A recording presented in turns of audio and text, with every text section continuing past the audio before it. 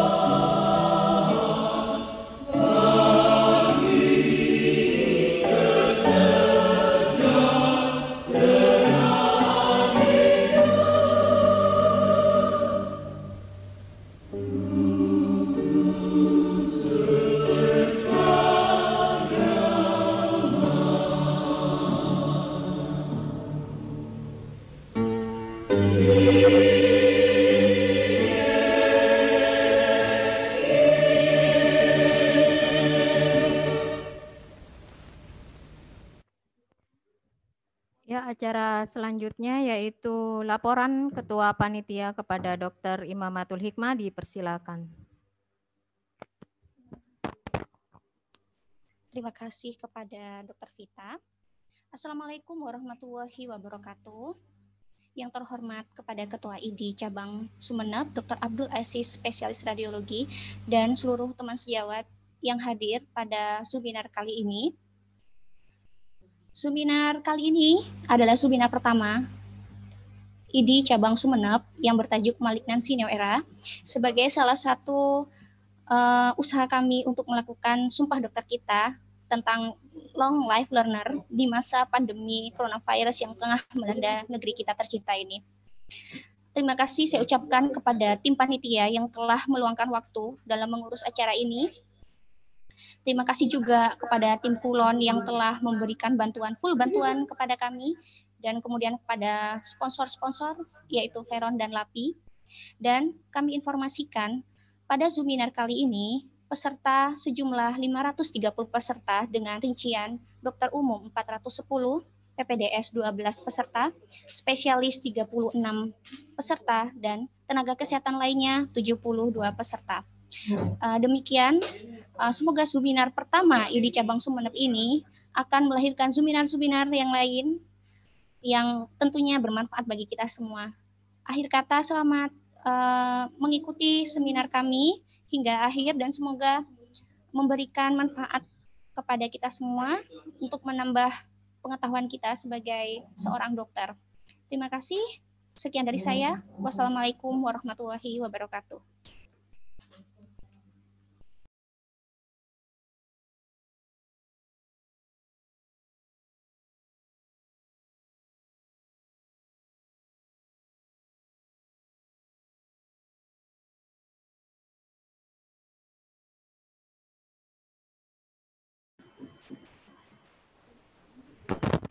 Terima kasih kepada Dr. Ima.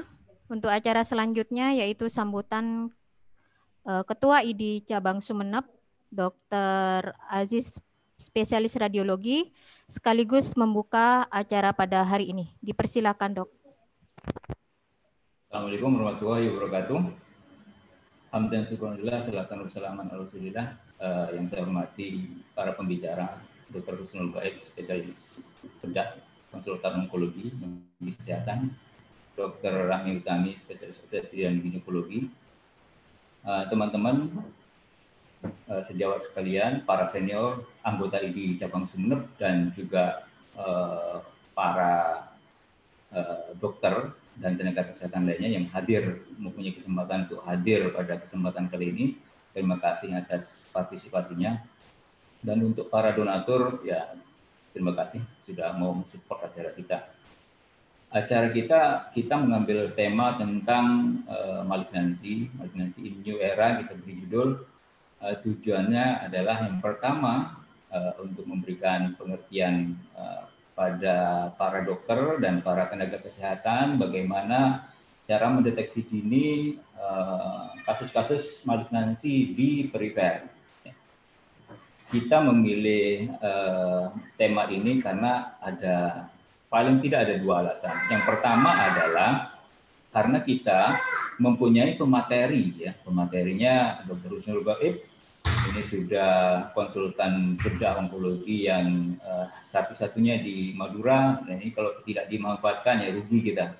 Kemudian Dr. Rahmi Utami, spesialis obstetri dan ginekologi ini juga sudah malang melintang dalam penanganan kasus malignansi di daerah serviks. Dan alasan yang kedua karena kedua kasus malignansi ini adalah yang paling sering dijumpai pada perempuan dewasa dan merupakan penyebab kematian nomor urut 1 dan 2 atau yang ketiga lah di Indonesia.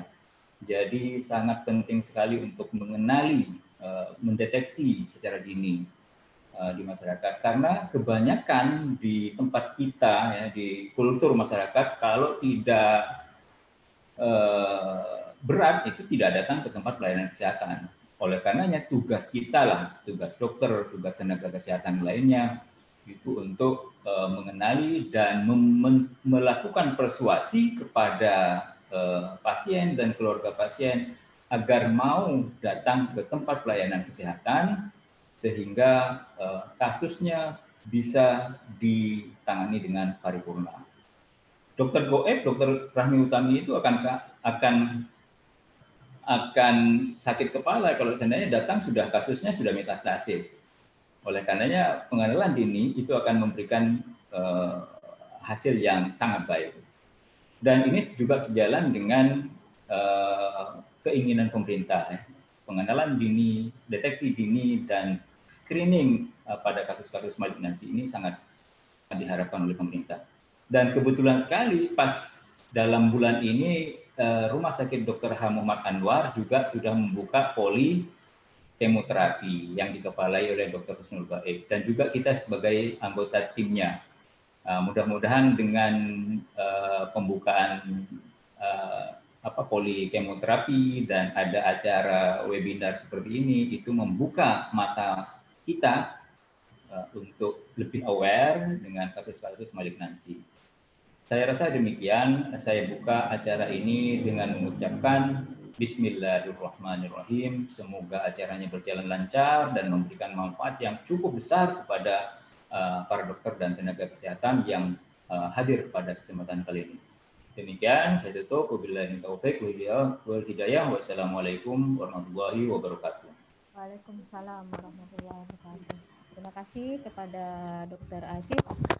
Kita akan beranjak ke acara selanjutnya. Ini yang sudah mungkin ditunggu-tunggu oleh para peserta, yaitu acara inti, penyampaian materi dari dua pembicara kita. Acara ini nanti sampai sesi tanya jawab mungkin langsung dipandu seluruhnya oleh moderator. Kepada Dr. Rifmi Utami MKes sebagai moderator dipersilakan. Terima kasih Dr. Vita. Bismillahirrahmanirrahim. Assalamualaikum warahmatullahi wabarakatuh. Alhamdulillahirrahmanirrahim. Salam sehat dan sejahtera pada teman sejawat sekalian dan tenaga kesehatan yang menjadi peserta webinar siang hari ini.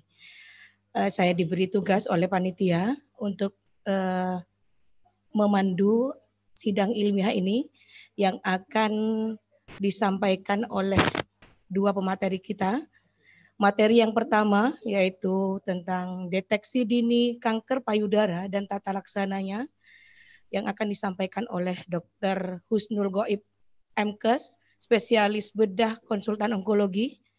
Dan materi yang kedua yaitu deteksi dini kanker leher rahim atau CA cervix dan tata laksananya yang akan disampaikan pemateri yaitu Dr. Rahmi Utami, spesialis obstetri ginekologi. Sebelumnya saya akan sampaikan aturan di dalam webinar ini. Karena peserta webinar melebihi 500 orang, maka diputuskan bahwa semua peserta di-mute ya, tidak dibuka untuk berbicara. Kemudian yang kedua, untuk kolom pertanyaan telah kami sampaikan sebelum webinar. Pada saat pendaftaran ada beberapa peserta yang telah menyampaikan pertanyaannya. Nanti akan kami pilih untuk disampaikan dan beberapa insya Allah bisa terjawab dengan paparan materi dari pembicara. Kemudian jika ada pertanyaan pada saat webinar ini berlangsung, maka kami persilahkan untuk mengisi kolom chat. Ya. Nanti akan disampaikan oleh ini disampaikan bagaimana kolomnya. Jadi ada hashtag siapa yang menyampaikan dan dari institusi mana. Jadi silakan di hashtag, kemudian juga hashtag untuk siapa pertanyaan tersebut. Baik, untuk menyingkat waktu, saya persilahkan kepada pemateri pertama. Jadi waktu yang diberikan adalah 30 menit, yaitu tentang deteksi dini kanker payudara atau CA mama dan tata laksananya kami persilakan kepada Dr. Husnul Goib MKes, spesialis bedah konsultan onkologi. Waktu dan saluran kami persilakan. Terima kasih. Bismillahirrahmanirrahim. Assalamualaikum warahmatullahi wabarakatuh. Terima kasih saya ucapkan pada moderator yang sudah memberikan saya kesempatan untuk menyampaikan materi pertama. Tak lupa juga Bapak Ketua, Dr. Asis, dan para senior anggota ID Sumeneb maupun para peserta yang di luar Sumeneb. Ada beberapa hal yang nanti menjadi titik berat pembahasan saya. Kalau lihat judulnya ini kan ada kanker, ada payudara, ada tata laksana, dan deteksi dini. Jadi saya coba mulai basic ya, dari basic sainsnya kanker, kemudian nanti terakhir deteksi dininya. Kita paham bahwa payudara ini aset ya, indah, aset, dan kalau seorang wanita divonis ada kanker di situ, hampir bisa dipastikan dia down ya, secara psikis dia down. Buktinya ini ya, yang datang ke Sumeneb, ini Sumeneb saja ini yang saya shoot. Nah, ini saya ambil yang ekstrim memang, supaya kita paham bahwa orang-orang sekitar kita itu dengan berbagai alasan baru datang ke kita dengan kondisi seperti ini. Ya, seperti yang disampaikan Ketua ID tadi, pusing kita mau ngobati yang seperti ini. Tapi ya memang seperti ini masyarakat kita. Tapi syukurlah masih ada yang datang dengan fase-fase early breast cancer ya. Belum ada ulkus, masih berupa nodul saja, sehingga dia tidak perlu kehilangan payudaranya. Nah ini beberapa yang kita tangani di Sumeneb, tidak perlu kehilangan payudara, karena dia datang pada stadium awal. Nah, tantangannya kita di sini, kalau seorang wanita muda atau setengah muda lah, datang ke kita dengan kondisi seperti ini, belum ada ulkus, belum ada apa-apa di kulitnya. Nah, ini seringkali kita miss ya. Dibilang ini kelenjar saja, biar aja, enggak usah kemana-mana. Nah, itu seringkali kita menyesatkan mereka sehingga nunggu sampai pada gambar yang pertama tadi. Nah, target saya sebanyak mungkin kita menemukan yang seperti ini. Early breast cancer ini ya. Mari kita tinggalkan yang slide pertama tadi. Karena early detection akan menyelamatkan hidup mereka. Oke, paling tidak saya akan bahas anatomi, kemudian ilmu dasar tentang cancer sedikit ya, insiden, faktor risiko, bagaimana prosedur diagnosis dan menentukan stadiumnya. Ini saya setting di FKTP, karena update terakhir itu sebagian besar, 90% lebih teman-teman memang di FKTP. Jadi saya tidak terlalu fokus untuk membahas di rumah sakit tipe C atau bahkan tipe A ya. Jadi harapan saya bisa diaplikasikan di puskesmas, bahkan di kepulauan sekalipun.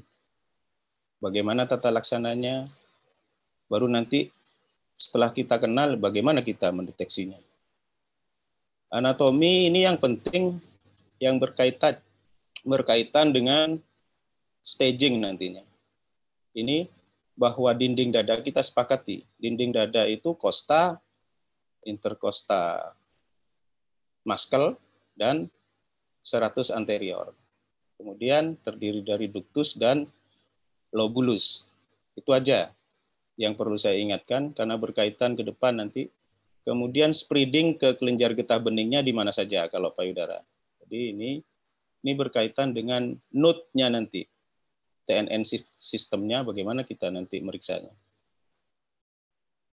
Mudah-mudahan sampai selesai slide saya ya. Tadi pagi latihan 40 menit soalnya. Oke, ini ngulang aja bahwa N dari salurannya ini, saluran payudara ini adalah lobulus. Makanya nanti kalau ada di situ menjadi lobular karsinoma. Kalau ada di duktusnya mana duktal karsinoma, ini lobular karsinoma. Kalau ada di duktusnya duktal karsinoma. In situ kalau belum menembus ya. Nah, ini yang sering ditakutkan oleh wanita-wanita muda terutama setengah tua yang masih care pada penampilan. Begitu divonis harus diangkat semua, maka yang terjadi adalah kehilangan aset satu. Ya. Makanya ini sering memperlambat, mereka menunda-nunda karena takut dioperasi. Tuh. Sebetulnya masih ada solusi, nanti saya ulas satu-satu ya. Oke, kanker payudara. Jadi keganasan yang kita temukan pada jaringan payudara dan asalnya dari epitel ductus maupun lobulus. Epitel ya, bukan soft tisunya, tapi epitel. Oke, sedikit ingat-ingat zaman biologi dulu. Prinsipnya, sel itu tumbuh tanpa kendali. Sel normal itu tumbuh mati sebetulnya, sehingga hemostasis. Ada proliferasi, ada apoptosis. Makanya seimbang. Nah, pada sel kanker ini dia nggak mati-mati, apoptosisnya terganggu. Bahkan dia bisa tumbuh di tempat lain, ya yang dinamakan metastase jauh ya. Dan sel asalnya sulit dibedakan, jadi sudah berubah dia. Nah, misalnya gambar ini, beda dari sel asalnya. Itu semua pasti ada yang memicu, yaitu suatu mutasi atau transformasi. Saya coba permudah dengan ilustrasi ini. Kalau ibarat mobil, jadi ada gas, ada rem. Istilah muda-mudi sekarang, gaspol rem blong. Nah, kalau gasnya pol, remnya blong, maka terjadilah cancer itu sendiri. Sebetulnya ahli kanker, onkologi, baik itu yang sarjan maupun yang medical, mainnya itu ya di mengatur gas dan rem ini dan membunuh sel kansernya itu. Jadi kalau mobil ini diem, tidak di starter, tidak terjadi mutasi, ya seperti kita yang sehat ini, tidak ada mutasi, tidak ada transformasi sel, maka sehat. Begitu di starter, ada gas, remnya blong, maka terjadilah kanker. Mudah-mudahan bisa dipahami ilustrasi ini. Oke, kalau dia sel normal, kemudian tumbuhnya tanpa terkendali, kemudian menembus duktusnya, ini salah satu sifat dari kanker, dia infiltrasi sekitar, baru dia menyebar ke tempat jauh. Ini. Harapannya, kita itu tidak nemukan di fase ini, fase invasif ini. Jadi konsep dari deteksi dini, kita menemukan sebelum ada gejala. Sebetulnya, konsep utama deteksi dini, screening, itu sebetulnya waktu in situ itu. Sebelum menembus sel basal dari duktus, kita harus sudah mendeteksi. Di negara maju sudah level situ. Di negara kita ada benjolan baru ketahuan. Nah, kira-kira begini, begitu ada sel tumbuh tanpa terkendali, maka terjadilah neovaskularisasi. Pembuluh darah menjadi banyak di situ. Lama-lama sel kanker itu masuk ke pembuluh darah, dia ngalir. Nah, nantinya entah dia nyantol di otak, di paru-paru atau di liver, itulah yang kita namakan metastasis. Ini ya, ini pengulangan saja, terjadi neovaskularisasi, kemudian sel-selnya terjadi mikrometastasis di tempat lain, tumbuh sebagai nodul metastasis. Kira-kira begitu ilmu dasarnya tentang sifat-sifat dari sel kanker. Nah, ini angka-angka saja. Saya hanya menekankan bahwa di Indonesia masih nomor 1 nomor 2-nya nanti dibahas Bu Uut. Dulu CA cervix nomor 1. Tapi dengan adanya pencegahan, dengan vaksin dan sebagainya, menjadi lebih sedikit angkanya. Nah, ini angka Indonesia datang ke tenaga yang kompeten itu 60-70%. Ini Indonesia ya, di Sumeneb mungkin 80% lebih ya. Padahal kalau kita ketemu stadium dini, dia masih bisa disembuhkan. Kita sudah bisa meramalkan dari kemajuan ilmu biomolekuler. Jadi kita bisa meramalkan, bisa antisipasi sebetulnya. Ini angka juga bahwa nomor 1 di dunia ini. Di negara Eropa 2017 juga nomor 1 pada wanita. Nah, kanker payudara ini beda dengan infeksi. Misalnya tipes, jelas penyebabnya kuman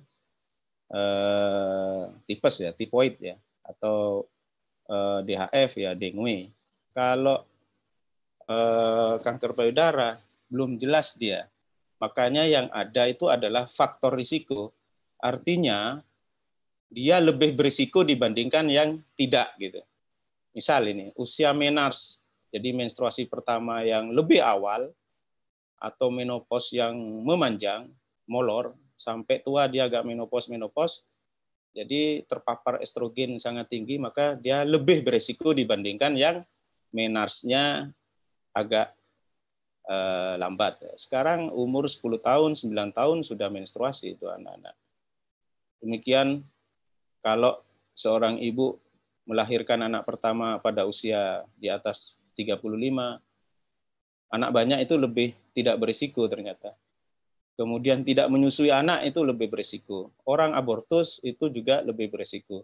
Dan seterusnya.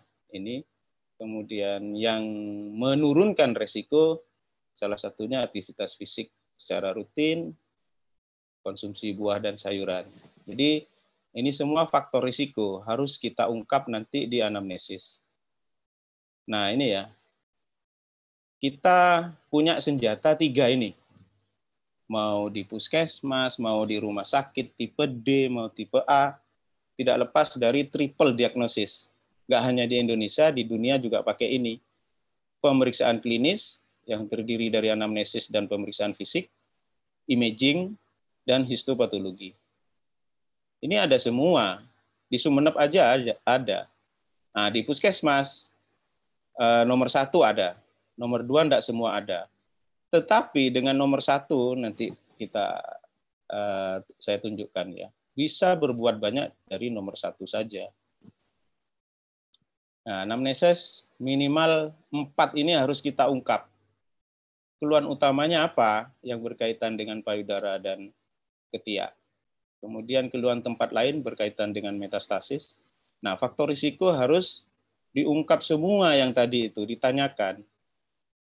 Kemudian riwayat pengobatan, seringkali datang pada stadium lanjut, tapi sebetulnya dia sudah berobat waktu awal-awal. Bahkan mungkin ada peran kesalahan kita di FKTP. Awal-awal sudah datang, tapi dibilang enggak apa-apa. Akhirnya mereka datang ke orang pintar, ya, selain tenaga medis. Nah, ini wajib fardu ain kalau periksa payudara, telanjangi atasnya saja. Ya. Jadi harus tidak boleh masih ada bra, masih ada bajunya dibuka separuh, tidak boleh. Harus seperti ini. Anamnesis sudah ya tadi. Kemudian inspeksi kanan kiri harus dibandingkan. Lihat kulitnya. Ada enggak ini kemerahan, dimpling. Dimpling ini kayak sung pipit di pipi itu, tapi ada di payudara. Atau mulai bengkak, ada nodul di luar nodul utama, gambaran seperti kulit jeruk, atau sudah ulkus kayak tadi, pena yang ektasi, cari semua. Kalau di nipelnya ada enggak ketarik atau erosi krusta, kalau dipencet keluar cairan enggak. Nah, yang penting ini lihat. Jadi posisi dari tangan di bawah sampai ke atas, evaluasi ini untuk melihat pada saat dia suruh ke atas tangannya, ada enggak yang lengket, yang ketinggalan? Kanan kiri bandingkan. Kalau ada yang lengket, kemungkinan dia nempel ke dinding dada seperti yang saya sampaikan tadi. 3 langkah ini wajib ya dilakukan. Ini bisa di puskesmas, bisa sekali, sangat bisa.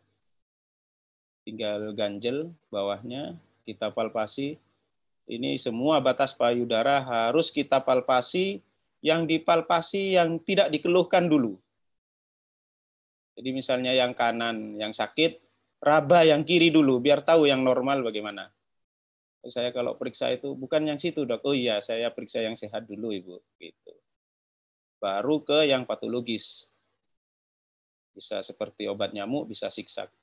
Kemudian periksa kelenjar getah bening ketiak, kalau yang kiri diraba dengan yang kanan. Tangan yang kiri menyanggah, tangan sama-sama yang kiri ya. Supaya rileks, baru diraba di fossa axillaris. Ini untuk kelenjar getah bening regional di aksila. Nah, kelenjar getah bening regional di supraklavikula atau infraklavikula dari belakang pasien. Ya. Dari sini kita sudah tahu, tidak perlu dengan USG itu.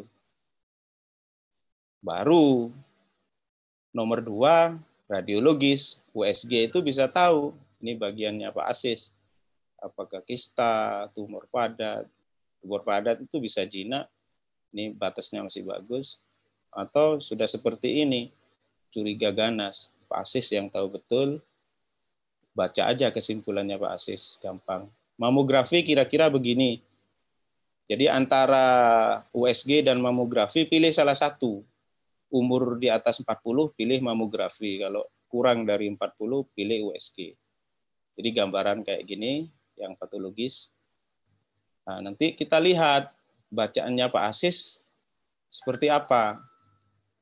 Nah, ini mamografi sudah saya sampaikan ya, lebih dari 40 tahun karena sudah nggak padat usia segitu. Kalau padat putih semua. Kalau wanita dengan risiko tinggi bisa maju. Lebih kurang dari 40 sudah mamografi. Ini nice to know ya, tapi untuk Dokter Asis ini yang digambarkan, ini yang ditulis. Nanti laporannya Dokter Asis seperti ini. Nah, bagi kita yang penting lihat. Jadi BIRAT itu Breast Imaging Reporting and Data System. BIRAT berapa? Kalau 4/5 ini suspicious. Kalau 4 itu dicurigai suatu keganasan, kalau 5 sangat dicurigai. 6 itu sudah terkonfirmasi dengan biopsi bahwa dia ganas. Nah, 1, 2, 3 ini jinak. Ya. Kalau jinak ya follow up, kalau suspicious kita lanjutkan dengan biopsi. Tuh, kita lihat aja laporannya Dr. Asis atau Dr. Laila, BIRAT berapa. Dan ini histopatologi sebetulnya dia suatu pemeriksaan sitologi. Dia tidak bisa mandiri hanya berdasarkan sitologi kita memutuskan, itu tidak bisa. Ini hanya bagian dari triple diagnosis. Dia tidak bisa mendeteksi gradingnya, subtipe juga tidak bisa. Dia hanya bisa ganas, apa enggak, ductal karsinoma atau tidak, itu aja. Nah, kadang-kadang pasien itu terutama yang ini ya suka baca, googling, anak cucunya Mbah Google itu sering baca nanggung-nanggung, datang ke kita ngajak bingung. Misal, dok saya sudah diperiksa sama dokter di puskesmas, katanya ganas. Kemudian ke Dokter Asis di USG juga ganas. Tapi ini ditusuk malah jinak. Jadi ya saya biarkan dok. Nah, gimana ini dokter? Nah, kita harus punya sikap. Kita punya rekomendasi, begitu terjadi diskonkordan, ketidakcocokan di antara triple diagnosis yang tadi, maka harus dilanjutkan dengan biopsi terbuka atau open biopsi. Tetapi kalau cocok, mulai dari klinis, USG, atau mamografi, histopatologinya juga suatu karsinoma, maka prosedur keganasan dilanjutkan. Atau juga prosedur sama-sama lesi jinak, ya jinak dia tidak bingung. Yang sering itu di sini pasien datang ke kita bingung, kita tidak punya keputusan, itulah dia tersesat gara-gara kita. Jangan sampai seperti itu ya. Kita harus punya keputusan dan rekomendasi yang benar mengarahkan pasien-pasien kita. Sering ini pasien katanya sana jinak, katanya sini ganas, harus kita buka lagi mana. Buka semua, klinis periksa lagi. Ya. Nah, oke. Ini saya fokuskan teman-teman di FKTP. Kalau enggak jelas, ada nodul di payudara yang enggak jelas, usia lebih dari 35 tahun, atau katakanlah sudah ada yang bawa screening mamografi curiga ganas, atau ada nipple discharge macam-macam. Ingat, triple diagnosis. Ini aja senjatanya. Apa saja? Klinis. Jadi dari TNN sistem, T dan N ini bisa ketahuan di puskesmas sebetulnya, di FKTP. Apa saja itu? Jadi keluhan utamanya apa? Faktor risiko. Ya harus menyediakan waktu untuk nanya ini semua. Mainnya pertama umur berapa, dan tadi saya sudah jelaskan. Kita harus sudah mulai curiga dari saat anamnesis. Curiga ganas apa jinak? Nah, saya kasih clue. Curiga ganas kalau ada 3 ini, tumbuhnya progresif, ada tanda-tanda infiltrasi di lokal atau regionalnya, atau bahkan mungkin kita sudah bisa melihat tanda-tanda metastasis. Nah, sejauh ini level FKTP harus sudah bisa punya diagnosa klinis. Di misal ini, suatu tumor mama kanan kiri, klinis curiga ganas, masih curiga ya, karena belum ada pembuktikan. Tetapi harus sudah keluar TNM sistem. T-nya berapa, T3, T4, T2, terserah ketemuannya apa. N-nya berapa, M belum kita periksa, MX belum kita periksa. Tapi sudah curiga ganas dan sudah tahu perkiraan TNM-nya. Tapi kalau sudah di FKTP, lanjut FKTL, maka staging harus sudah keluar karena radiologis histo-PA sudah tidak lagi curiga. Harus sudah bisa bilang suatu karsinoma mama karena FNAB sudah ada. Radiologis USG mamografi sudah ada. TNM sudah harus tertulis. M-nya M1 apa M2. Jadi sebetulnya kalau lihat ini ya lebih banyak porsi di FKTP sebetulnya. FKTL ini melanjutkan, memudahkan kita. Kalau informasi di FKTP sudah benar, di FKTL itu tinggal melanjutkan. Nah, TNM kita belajar sebentar. Nggak usah dihafal semua ini. Saya juga nggak hafal. Lihat langsung T2. Apalin 2 sampai 5 cm, itu aja. Kalau kurang dari 2 itu berarti T1, kalau lebih dari 5 itu T3. Nah, kalau sudah ada infiltrasi baru T4. Jadi apalin T2 aja tengah-tengah. 2 cm, 5 cm. Itu aja. Kalau kurang dari itu T1, lebih dari itu T3, T4 ini ada kekhasannya. Dibedakan lagi. Ini lebih gampang. Kalau dia nempel ke dinding dada, sepakat ya, dinding dada ada 3 tadi. Nggak masuk pectoralis. Jadi costa, intercosta, dan serratus anterior itu 4A. Kalau ke kulit 4B, bisa ulkus, bisa gambaran seperti kulit jeruk. Kalau dua-duanya ke kulit dan ke dinding dada, 4C. Gampang ya. Ke dinding dada A, kulit B, dua-duanya 4C. Jadi T beres. Ngapalin cuman T2 sama T4. N enggak usah teman-teman ngapalin ini semua. Cukup di aksila itu ada berapa mobile atau terfiksasi. Kalau mobile itu N1, kalau terfiksir N2, berapapun jumlahnya. Jadi raba saja di situ ada yang terfiksir enggak? Kalau enggak ada berarti mobile kan? Kalau mobile N1, kalau terfiksir N2. Nah, kalau di luar aksila ini ada supra atau infraklavikular ada, maka N3, gampang. Raba aja aksilanya terfiksir enggak? Mobile N1, fiksir N2, kalau di luar itu ada juga N3. Kalau M ada satu saja M1. Kalau ada 3 tetap M1. Misalnya di liver ada, di tulang ada, di otak ada, ya tetap M1. Nah ini, walaupun banyak metastasenya tetap M1. Oke, biasanya ini dari slide ini diagnosa TNM sudah selesai. Biasanya pasien itu, dok saya ini kanker ya dok, kanker payudara. Stadium berapa dok? Nah, itu pertanyaan berikutnya harus bisa kita jawab. Ini jembatan keledainya.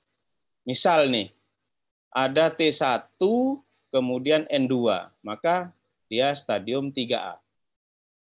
Atau ukurannya 6 cm, ada KGB aksila, mobile. Berarti posisi di sini. Berarti di kuning ini. Kuning berarti stadium 3. Oke, gampang ya. Ikuti jembatan keledai yang seperti ini, tempel aja di meja. Nah, sekarang senjatanya apa sih untuk setelah tahu stadiumnya baru tindakannya apa? Sebetulnya senjatanya saya bagi dua untuk memudahkan teman-teman di FKTP, terapi lokal dan terapi sistemik. Mana yang maju lebih dulu? Nanti yang secara teori saya sampaikan, yang gampang saya sampaikan juga. Yang lokal itu pembedahan dan radioterapi. Pembedahan ini macam-macam ya, bisa diambil semua, bisa diambil patologisnya saja. Sistemik juga macam-macam, ada kemoterapi, ada hormonal, ada targeting, ada imunoterapi. Makanya si Amama itu seperti tukang jahit, tailor medicine ya. Umurnya sama, tetanggaan atau bersaudara, tapi kok beda, yang satunya dioperasi, satunya enggak. Yang satunya di kemo, satunya kok enggak. Nah, itu ada ininya ya, ada algoritmanya ya. Tapi paling tidak untuk teman-teman FKTP setelah tahu stadium, sudah ya gampang TNM tadi sudah tahu stadiumnya stadium 3B, maka kita klasifikasikan menjadi 3. Apakah early breast cancer, local advanced breast cancer, atau metastatic breast cancer. Jadi stadium lanjut lokal, stadium lanjut ke tempat jauh. Kalau early breast cancer, sampaikan. Nanti dokter bedahnya akan langsung operasi. Boleh sampaikan seperti itu. Kalau stadium ini 1, 2A, 2B. Tapi kalau ketemunya di local advanced breast cancer, jangan disampaikan bahwa langsung dioperasi. Ini yang sering kita temukan. Ya, ini nanti di rumah sakit akan dioperasi. Ngotot dia. Padahal sudah kayak gambar yang di atas tadi, local advanced breast cancer. Kita tidak akan langsung operasi, tapi sistemik dulu. Nah, kalau sudah stadium 4, operasi dicoret. Dia hanya maju, hanya untuk paliatif, bleeding terus misalnya. Baru operasi. Yang maju sebagai terapi primer adalah terapi sistemik. Apakah hormonal, kemoterapi, nanti banyak pertimbangan. Mohon maaf Dr. Husnul, waktunya Ya. tinggal 5 menit. 5 menit ya? Ya. Oke. Kalau di rumah sakit harus lihat ini. Harus lihat imunohistokimia. Ini di Sumeneb bisa semua ini. Kalau ini dikirim. Nah, faktor risiko harus kita lihat. Faktor risiko, yang risiko tinggi artinya risiko kekambuhannya sangat tinggi. Ini bagi spesialis harus tahu ini. Kalau FKTP tadi saja. Ini bagi spesialis saja. Pembedahan ada diangkat semua, ada sebagian. Ada rekonstruksi. Ini saya coba. Ini kan ya ditakuti, maka kita kasih bukti bahwa kalau datangnya early breast cancer, tidak perlu kehilangan aset. Kita ambil patologisnya, kita tembel dari belakang, kalau pakai BH tidak kelihatan. Ya bisa bikinian dia, masih senam, masih pede dia, payudara masih ada. Nah, ini juga contoh saja. Jadi jahitannya tersembunyi di ketiak sama lipatan payudara. Tidak perlu kehilangan payudara. Radioterapi, saya percepat ya. Ini mungkin area pengobatan di rumah sakit. Kemoterapi itu sebetulnya membunuh. Nah, ini saya bahas sedikit ya. Sudah kadung dibahas. Nah, kalau kita lihat ini tidak ada dokter yang mau operasi langsung. Ini local advanced breast cancer, belum metastasis. Belum metastasis. Ini masih goyang dari dinding dada, hanya kulitnya aja jelek. Kita lakukan neoadjuvan kemoterapi 12 kali ini, sampai akhirnya seperti ini. Nah, makanya kalau ada pertanyaan, apa untungnya kemo itu dibandingkan efek sampingnya? Ya ini, yang semula seperti ini, bisa seperti ini. Yang semula operasi, kita kemo, bisa operasi, walaupun defeknya luas. Ya. Nah ini, kita belum mandiri ya, belum dikredensial BPJS, jadi harus dikirim dulu ke Surabaya, ke Gresik, ke Malang, baru kita neruskan. Tapi sudah ada tulisannya tuh, sudah bisa. Ini efek sampingnya ya cuman hilang rambut, mual, ada antinya semua. Gampangannya ke pasiennya bilang aja, ada antinya semua. Nanti kembali semua. Kalau ingin tetap sehat, ya makan bergizi, istirahat yang cukup, hindari kontak dengan orang sakit. Hormonal, lewat aja. Bisa dicegah enggak? Bisa. Prinsipnya primer, mencegah faktor risiko tadi, diet, olahraga, saya percepat. Sekunder, deteksi dini. Nah, masuk deteksi dini. Tinggal 5 slide lagi, deteksi dini, 5 apa 6 ya. Kenapa deteksi dini? Karena kalau kita ketemu pada stadium 1, hampir ya 100% ya, bisa bertahan sampai 5 tahun lebih, 100%. Tapi kalau stadium 4, ya tinggal 20% angka survivalnya. Ini di Amerika ya. Ini harus diketahui oleh pasien-pasien kita. Jadi sebelum ada gejala, deteksi dini. Ini di Inggris, dia screening mamografi mulai tahun 87. 87 bayangkan. Di Indonesia sampai sekarang belum. Ini screening massal dengan mamografi. Lihat, insidennya tinggi, ketemu stadium dini, mortalitasnya rendah. Beda ya setelah ada intervensi ini. Supaya semangat untuk menjalankan ini. Ini yang dijalankan. Wanita muda usia sekian, sadari per bulan. Usia sekian, sadari dan periksa ke dokter per tahun. Usia sekian, 35, harus pernah dimamografi 1 kali. Nggak ada, ya USG lah. Belum ada di Madura, Rumah Sakit Sumeneb, Ibu Direktur sudah mengusulkan. Mungkin tidak lama lagi, tapi tahun ini janjinya. Mudah-mudahan ya. Usia beresiko ini sadari per bulan, pemeriksaan dokter tiap 6 bulan, mamografi sesuai anjuran dokter. Kalau sudah di atas 50, lebih cepat lagi pemeriksaannya.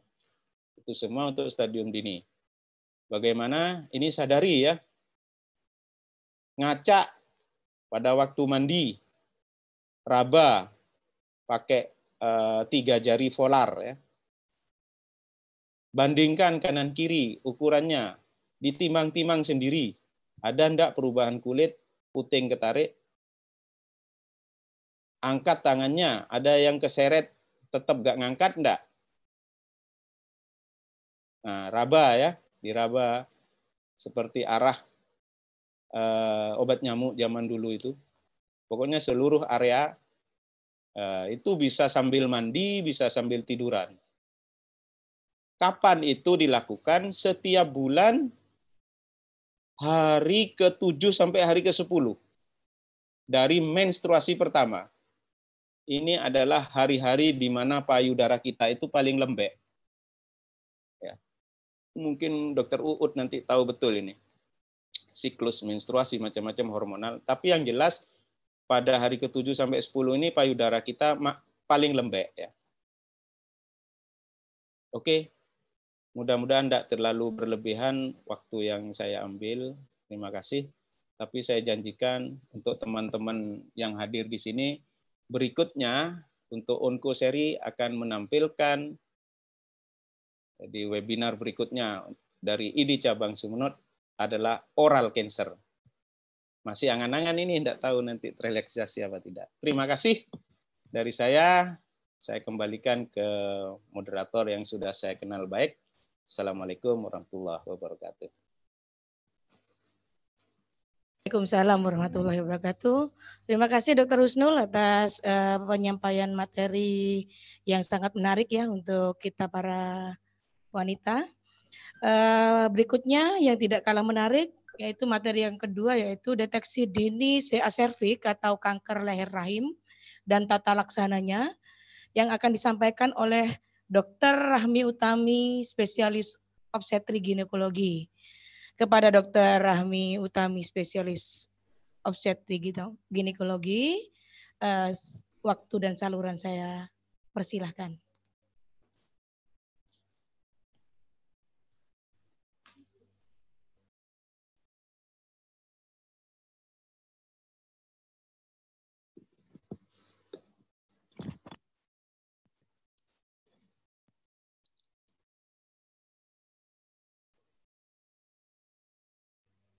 Dr. Ruud.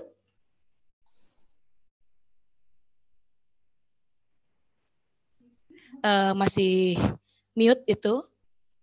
Mohon di-unmute ya Dr. Rahmi Utami.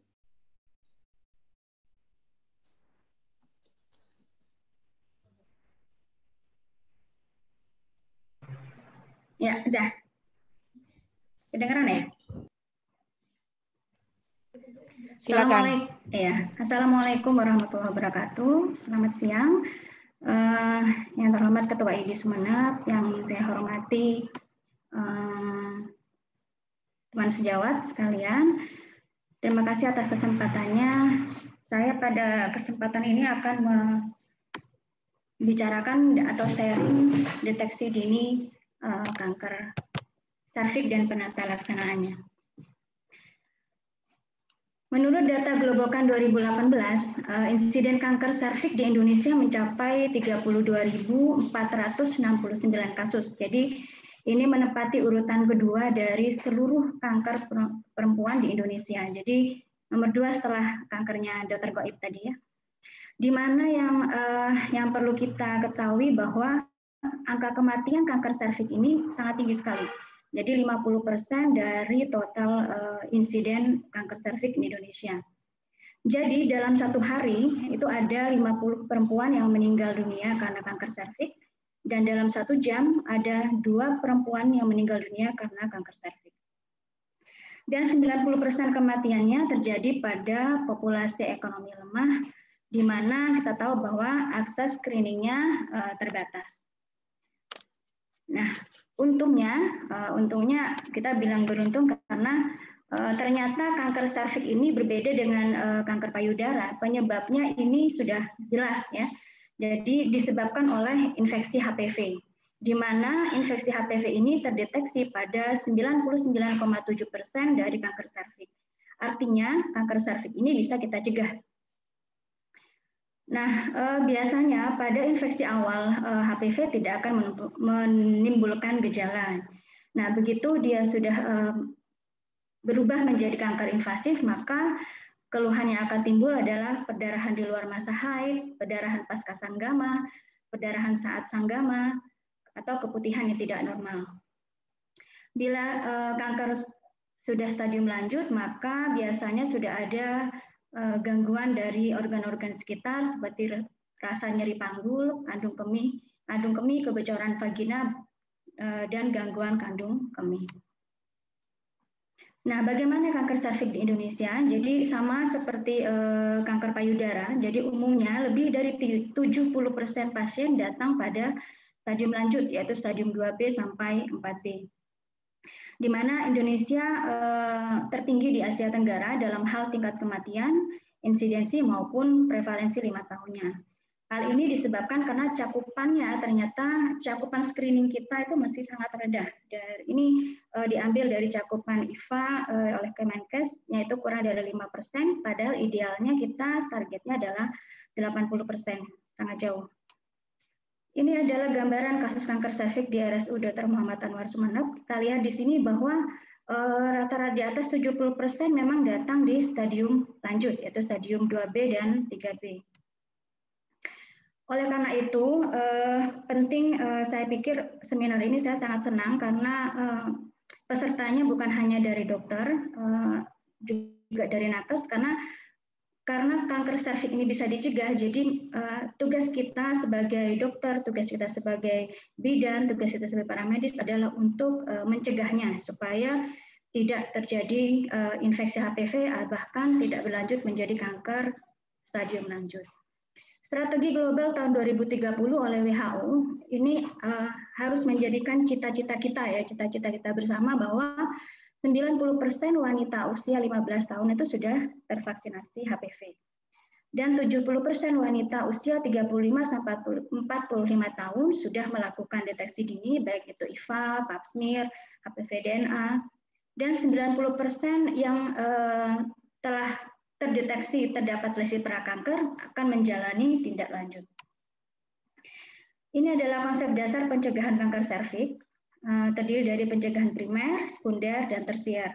Jadi untuk pencegahan primer ini penting untuk kita lakukan. Jadi ini tugas kita bersama, di mana yang satu adalah kita harus mempromosikan pentingnya pencegahan untuk dengan HPV vaksin, ya, dengan HPV vaksin, karena pemberian vaksin akan lebih efektif bila belum terpapar oleh infeksi HPV. Tentunya juga kita memberikan edukasi kepada masyarakat, bisa melalui PKK, bisa melalui organisasi masyarakat, ya, tentang pentingnya mencegah kontak dengan karsinogen HPV.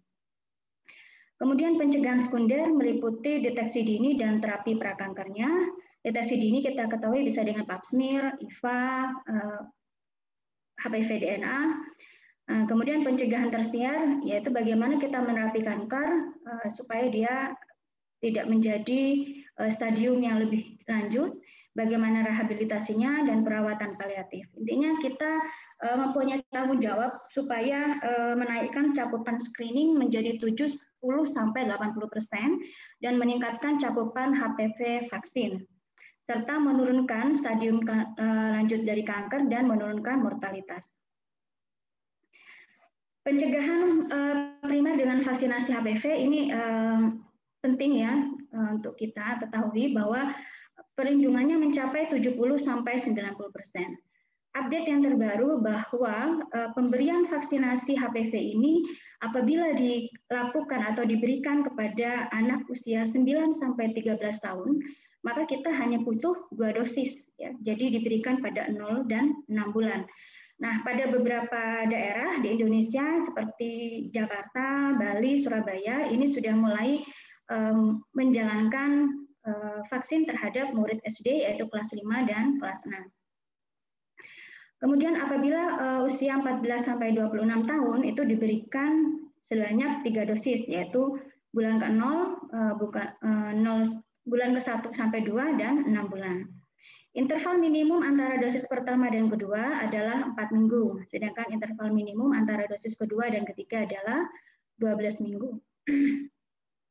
Bagaimana rekomendasi vaksinasi HPV? Menurut Hogi, ini vaksin dapat diberikan mulai usia 10–15 tahun dengan kontraindikasi hamil bila terkena lesi prakanker, demam tinggi, atau ada hipersensitivitas terhadap vaksin. Cara pemberiannya dengan intramuskular di daerah deltoid, dan ternyata setelah dilakukan penelitian kohort ternyata tidak perlu booster. Dan rekomendasi dari ACOG dapat diberikan pada postpartum dan menyusui. Nah, menariknya di sini vaksin HPV pada pria. Jadi vaksin HPV itu bukan hanya diberikan untuk wanita ya, jadi untuk pria juga. Di mana vaksin pada pria terbukti menurunkan kanker terkait HPV seperti kanker penis, anu, rektal. Dan vaksin pada wanita yang terpapar HPV terbukti akan menurunkan insiden kanker terkait HPV. Nah, bagaimana tantangan pemberian vaksinasi pada era pandemi ini? Jadi dilaporkan bahwa di USA terdapat penurunan pemberian vaksinasi HPV sebanyak 73%. Nah, strateginya adalah dosis ketiga apabila kita terinterupsi tidak dapat diberikan karena alasan pandemi, maka dosis ketiga bisa diberikan pada interval 1 tahun.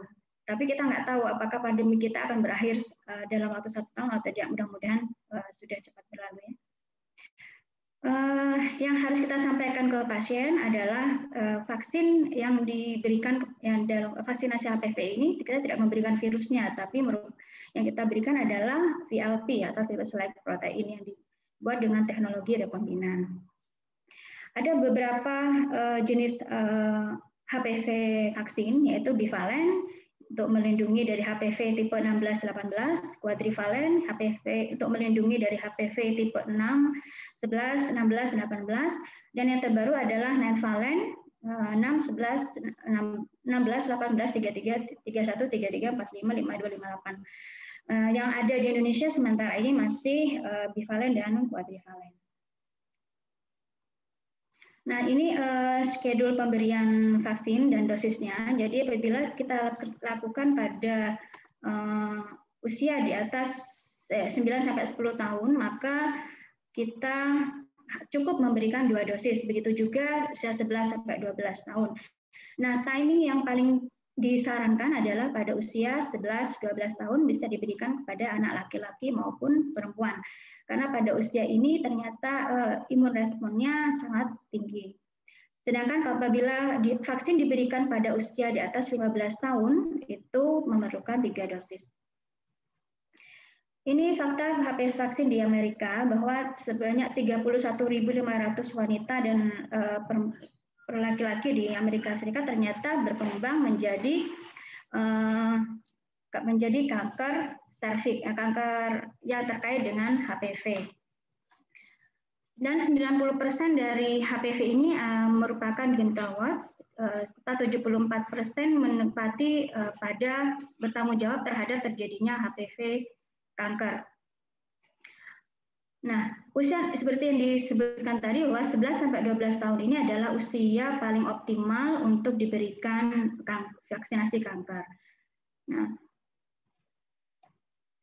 Nah ini maksudnya. Jadi perilaku seksual yang aman saja tidak mampu melindungi atau memproteksi infeksi HPV. Jadi yang penting adalah vaksinnya juga. IDAI merekomendasikan vaksinasi HPV sejak usia anak 10 tahun. Begitu juga PABDI. PABDI merekomendasikan untuk perempuan vaksinasi HPV hingga usia 55 tahun dan laki-laki vaksinasi HPV-nya hingga usia 26 tahun. HPV sendiri terbagi atas high risk dan low risk. Jadi kalau high risk yang tipe onkogenik itu bisa berkembang menjadi cervical cancer, anogenital, oropharynx cancer, dan low grade cell. Sedangkan HPV yang tipe low risk dia biasanya menjadi genital warts. Ini cara penularan infeksi HPV dari rute seksual dan non seksual. Nah, ini faktor resiko terjadinya faktor resiko seseorang terinfeksi HPV. Jadi di mana apabila ada hubungan seksual dini, jadi menikah muda ya dengan wanita usia kurang dari 18 tahun memiliki risiko 2 kali lipat, sedangkan 18-20 tahun memiliki risiko 1,5 kali lipat. Berganti-ganti pasangan memiliki risiko 2 kali lipat. Kemudian adanya riwayat penyakit menular seksual, kondisi imunosupresi, sosioekonomi rendah, dan merokok. Perjalanan HPV infeksi untuk menjadi kanker serviks ternyata panjang. Jadi memerlukan waktu yang lama ya. Jadi kita masih punya waktu untuk peranan kita di sini adalah untuk mencegah supaya lesi prakanker tidak menjadi atau infeksi HPV tidak menjadi prekanker dan prekanker tidak menjadi kanker. Jadi pada pada serviks yang normal bila terkena infeksi HPV, maka sebenarnya oleh imun kita itu akan di-clearance sendiri sebanyak 90% dan menjadi infeksi transien dalam waktu 1 tahun. Nah, apabila infeksi terus-menerus maka dan dalam viral load yang tinggi, maka akan terjadi infeksi persisten. Infeksi persisten ini akan terjadi regresi sebanyak 70% dan hanya sebesar 10% saja dia akan berkembang menjadi precancer atau low grade seal. Nah, sedangkan dari low grade seal menjadi high grade seal itu akan beregresi sebanyak 30%. Nah, peranan kita di sini adalah untuk yang kita bisa intervensi adalah pada saat lesi prakanker ini dengan deteksi dini melalui IVA, Pap smear maupun HPV DNA. Sedangkan dari waktu yang dibutuhkan untuk high grade seal menjadi kanker serviks itu lebih dari atau sampai dengan 10 tahun. Oleh karena itu kita jangan tidak bisa tenang ya, meskipun sudah menopause, kita sudah merasa bebas dari kanker, justru pasien-pasien banyak yang datang setelah menopause karena ternyata mereka sudah terinfeksi atau terjadi progresivitas lesi prakanker sudah sebelumnya. Screening lesi prakanker terdiri bisa kita dengan IVA, Pap smear, yang terbaru sitologi liquid base, HPV DNA, HPV genotyping, dan kolposkopi. Ya mungkin yang sudah familiar untuk para dokter umum, bidan atau para medis yang sudah di Vaskes 1 adalah IVA atau inspeksi visual asam asetat. Pertama kali diperkenalkan oleh Hinselmann tahun 1925. Ini adalah mengamati serviks secara in speculo yang telah diberi asam asetat atau asam cuka sebanyak 3-5%. Dan ini dapat dilakukan oleh dokter, bisa dilakukan oleh bidan dan para medis yang terlatih, baik dengan single visit approach atau CN-treat ya. Sebagaimana kita ketahui bahwa CN-treat sudah dilakukan di Indonesia. Yang penting kita ketahui untuk pemeriksaan IVA adalah kita harus tahu apa itu zona transformasi. Zona transformasi ini adalah zona di serviks yang dibatasi oleh old squamo-columnar junction dan new squamo-columnar junction. Kenapa? Karena di zona transformasi inilah yang sering kita dapatkan lesi prakanker. Langkah-langkah IVA, yang pertama jangan lupa inform consent, posisi litotomi, harus ada visualisasi yang baik, observasi kelainan genitalia eksterna, kemudian in speculo, jangan lupa bersihkan serviks, dan observasi kelainan serviks yang selain, misalnya ada kelainan selain yang kita inginkan, kemudian di aplikasi asam asetat 3-5%, kemudian kita tunggu 1 menit. Dan mulai kita inspeksi lesi, adakah lesi acetoide. Kriteria penilaian IVA ada 3, yaitu normal, IVA positif bila ditemukan bercak putih, dan kanker serviks. Ini adalah gambaran dari contoh gambar dari serviks normal dan gambaran lesi prakanker di mana terdapat atau tampak di situ adalah lesi acetoide. Ini juga contoh gambar lesi prakanker ya, jadi sebelum pemberian asam asetat yang sebelah kiri dan setelah pemberian asam asetat tampak lesi acetoide. Program CN-treat kanker serviks yang sudah dilakukan oleh pemerintah adalah dengan teknik IVA ya. Jadi bila IVA positif memadai atau bisa nggak di cryo. Kalau misalnya memenuhi syarat untuk di cryo, maka kita lakukan cryo. Biasanya ada beberapa puskesmas yang sudah dilengkapi oleh krioterapi dari pemerintah, dari Kemenkes ya. Bila tidak memenuhi syarat untuk cryo, maka akan dilakukan atau disarankan pemeriksaan kolposkopi dan biopsi terarah. Nah, bila hasil kolposkopinya CIN 2 atau CIN 3, maka dilanjutkan dengan metode eksisi. Apabila dari kolposkopinya adalah invasive cancer, kita rujuk ke onkolog ya, onkologi ginekologi. Ini adalah setelah inspeksi IVA yang dikeluarkan oleh POGI. Jadi setelah kita melakukan IVA, kita bisa melihat atau menyocokkan dengan atlas ini. Berikut adalah algoritma diagnosis dan deteksi dininya. Jadi target screening kita adalah wanita yang sudah menikah usia 30-50 tahun, dikonseli tentang kanker leher rahim, penyebabnya, faktor risiko, dan lain-lain, kemudian dilakukan tes IVA. Bila tes IVA-nya negatif, maka diulang 3-5 tahun. Tapi sebenarnya kapan pemeriksaan timing IVA dibutuhkan, sebenarnya tidak ada patokan khusus ya, karena usahakan kalau kita ada pasien yang datang ke kita dan ada keluhan, misalnya mau pasang IUD atau pemeriksaan ginekologi, kita langsung kerjakan IVA. Kemudian bila IVA positif dan luas lesi kurang dari 75%, kita lakukan krioterapi, kemudian kita kontrol screeningnya tiap tahun. Tapi jika luas lesinya mencapai lebih dari 75%, maka kita harus rujuk ke dokter obgyn atau rumah sakit untuk dilakukan eksisi. Kemudian deteksi yang kedua dengan sitologi serviks bisa dilakukan melalui pap smear konvensional, tapi dengan pap smear konvensional ini ada permasalahan yaitu 80-90% sampelnya terbuang. Dan bila spraynya kurang baik maka akan banyak sel yang hilang. Ini caranya ya, kita bisa pakai spatula atau brush. Nah, yang baru adalah liquid based cytology. Jadi ini pemeriksaan sitologi juga, tapi kelebihannya adalah dia akan meningkatkan sensitivitas 12% untuk mendeteksi low grade seal karena dapat menurunkan inadequate sampel. Sel usapan serviks dikumpulkan dalam cairan. Dan kelebihannya lagi adalah sisa sel dapat digunakan untuk tes HPV DNA. Ini perbandingan pemeriksaan LBC dan pap smear konvensional. Kalau pemeriksaan LBC kita sampel kita tidak banyak yang terbuang ya. Dan kita lebih pede. Jadi tidak apakah kadang-kadang setelah melakukan pap smear kita berpikir kira-kira sampelnya adekuat apa enggak. Ini adalah padanan klasifikasi sitologi serviks.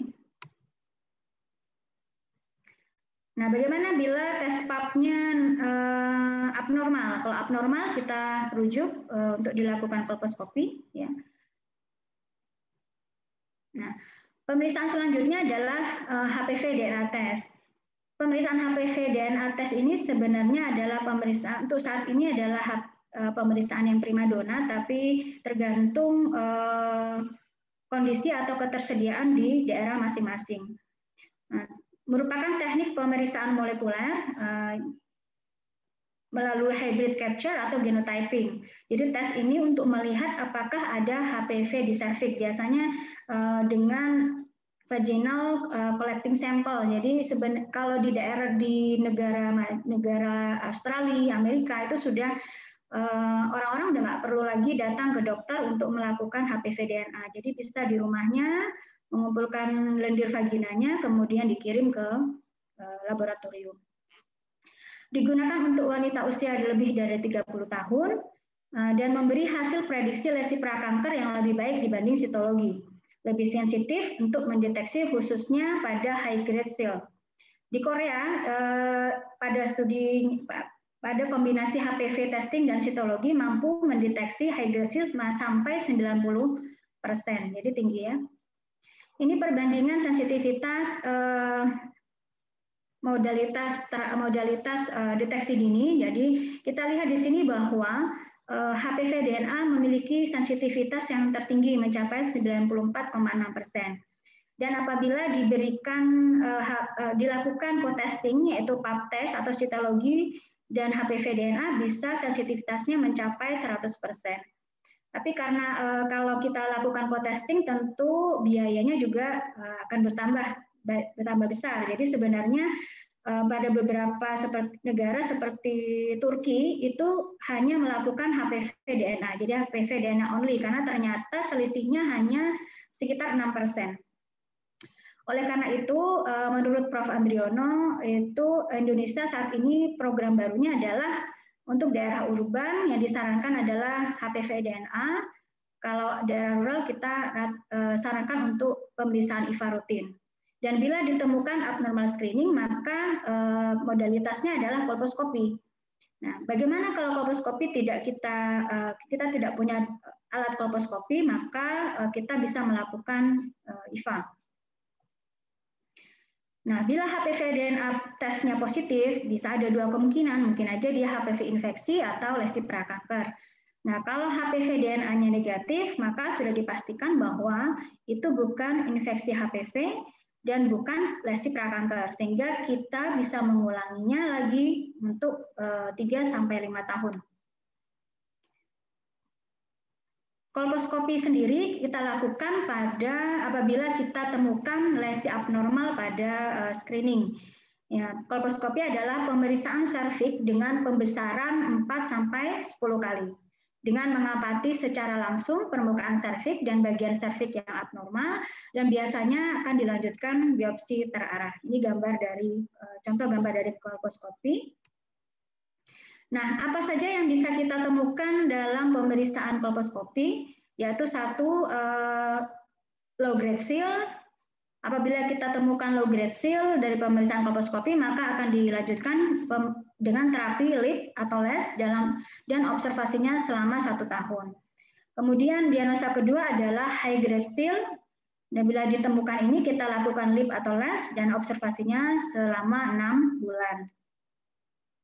Kapan dilakukan screening? Nah, pada usia 21-30 tahun dengan status imun normal ya, bisa dilakukan pap test saja. Bila negatif diulang setiap 3 tahun. Ada beberapa pendapat diulangnya 1 tahun juga tidak apa-apa.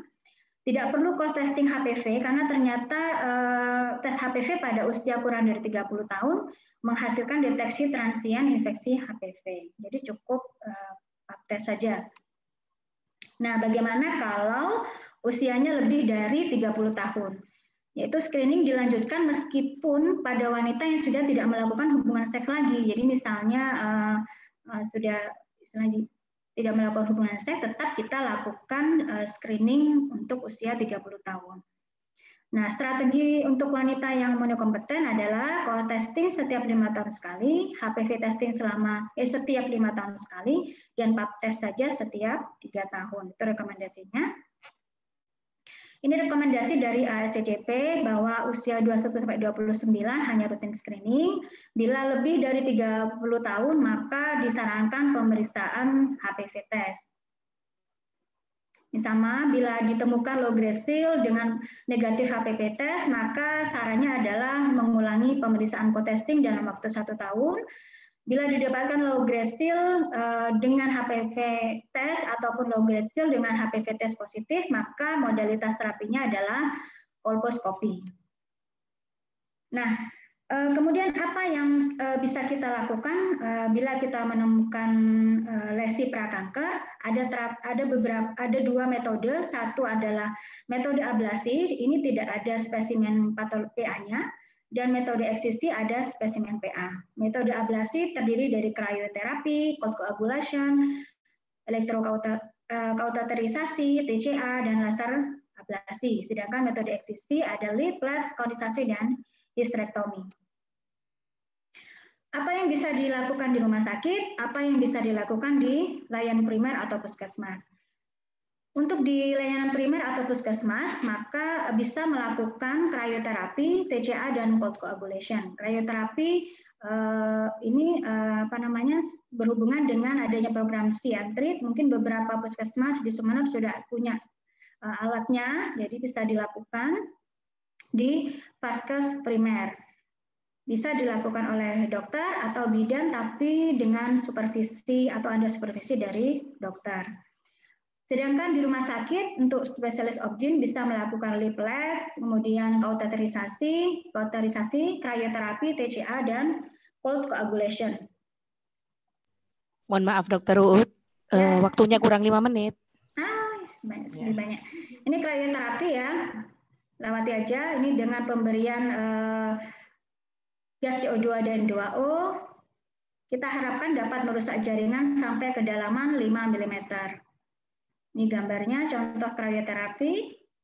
Disebutkan bahwa krioterapi memiliki angka keberhasilan 90% dan angka kegagalannya 42% bila terdapat lesi yang luas, sehingga pada lesi yang luas kita pilih adalah terapi eksisi.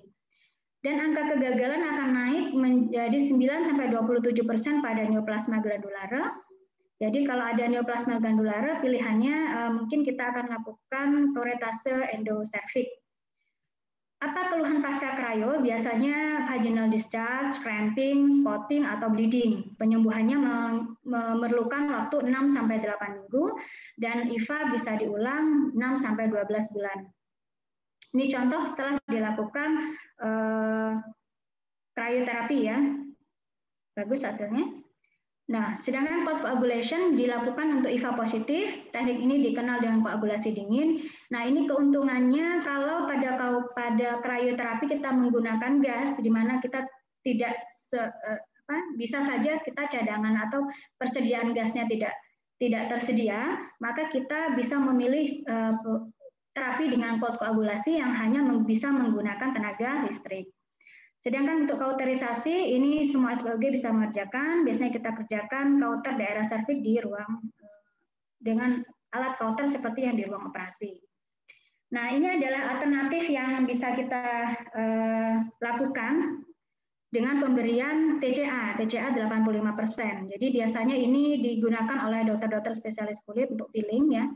Di mana efek sitotoksiknya ini akan menekan proliferasi keratinosit, sintesis kolagen, serta sintesis protein. Untuk lesi prakanker dibutuhkan kadar 85%. Oleh Glaser 2016, keberhasilan terapi pada lesi prakanker sekitar 81,6% dan follow up 3 bulan setelah pemaparan. Dan penelitian yang dilakukan di Puskesmas Jatinegara ternyata tidak ada perbedaan antara hasil terapi dengan TCA 85% dibandingkan dengan krioterapi. Tapi ini masih memerlukan penelitian multisenter. Ini prosedur TCA, jadi posilitotomi, tes IVA dulu untuk kita menilai lesi osteotoide-nya, nilai lesinya, lindungi jaringan sekitar, aplikasi TCA selama 2-3 menit dengan penekanan secukupnya. Selanjutnya prosedur LIP atau LEDS ya, dengan menggunakan alat elektroda dengan pemberian asam asetat, kita injeksikan lokal anestesi, kemudian lakukan eksisi dan hentikan perdarahan dengan bal elektroda. Ini contoh saat serviks dilakukan atau diaplikasi dengan LIP. Nah, terapi selanjutnya dengan cold knife konisasi. Ya, jadi zona transformasi biasanya kan tidak tampak pada usia lanjut. Nah, itu biasanya kita pakai dengan cold knife konisasi. Atau ternyata hasil kurat endoserviknya menunjukkan ada mikroinvasi. Atau saat biopsi ditemukan epitel glandular, maka kita ada tempatnya melakukan konisasi. Ini dilakukan di ruang operasi karena perdarahannya yang banyak dengan membuat irisan kon.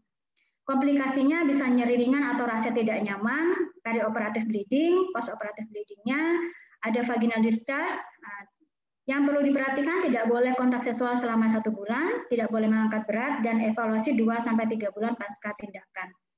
Ini adalah perbandingan modalitas terapi lesi prakanker. Di sini kita bisa lihat ya, jadi primary cure-nya itu tinggi sekali. Ini adalah oleh karena itu terapi yang tepat untuk lesi prakanker akan memberikan tingkat kesembuhan ya, sehingga tidak sampai menjadi kanker.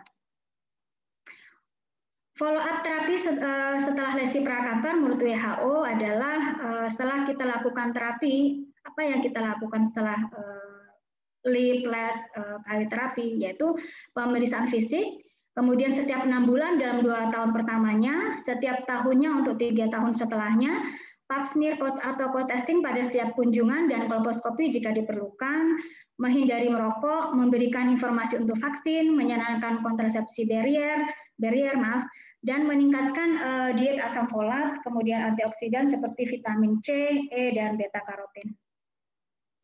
Nah, oleh karena itu, maka tugas kita dan tanggung jawab kita bersama dalam ikut menyukseskan program nasional kanker serviks, yaitu dengan meningkatkan cakupan screening sebesar untuk target kita 70-80%, Kemudian apabila sudah ditemukan screening positif akan dilakukan manajemen yang tepat, serta mendorong untuk dilakukan imunisasi HPV nasional. Terima kasih. Assalamualaikum warahmatullahi wabarakatuh. Waalaikumsalam warahmatullahi wabarakatuh. Terima kasih Dr. Rahmi Utami. Menginjak ke sesi tanya jawab. Sebelumnya mungkin kepada para peserta webinar, silakan absensi sudah bisa dilakukan di link yang di-share di kolom chat. Jadi nantinya yang mengisi absen tersebut yang nanti akan mendapatkan sertifikat dari panitia. Baik, sudah kami himpun di sini pertanyaan untuk Dr. Husnul Ghaib. Ada 8 pertanyaan, sedangkan untuk Dr. Rahmi Utami ada 5 pertanyaan. Mungkin saya bacakan. Saya bacakan yang pertama dari Dr. Susilo dari Puskesmas Peragaan. Mengapa hormon estrogen sebagai tersangka? Bagaimana dengan penggunaan kontrasepsi hormonal? Kemudian sudah dicatat ya Dr. Husnul ya. Kemudian yang kedua dari Saudara Rahmat Hendrawan AMDKEP dan Dr. Isabella. Ini pertanyaan kepada Dr. Husnul, yaitu yang pertama, bagaimana efektivitas kemoterapi terhadap penderita CA mama dengan dibandingkan dengan efek samping dari obat kemoterapi tersebut. Sedangkan yang kedua, apakah dari Dr. Isabella ini, apakah kanker payudara stadium 2 hanya bersifat dorman, walaupun sudah dimastektomi, kemo dan radiasi? Kemudian pertanyaan berikutnya dari Nina. Pertanyaannya yaitu pasien usia 52 tahun dengan benjolan ukuran 6 cm, tunggal, immobile, tanpa ada pembesaran KGB, apa harus dilakukan FNAB dulu? Apa langsung dioperasi? Mungkin 3 pertanyaan itu dulu, Dr. Husnul, untuk saya persilakan untuk dijawab. Oke, terima kasih. Pertama, estrogen. Saya buka slide boleh ya? Slide saya. Soalnya tadi saya lewati.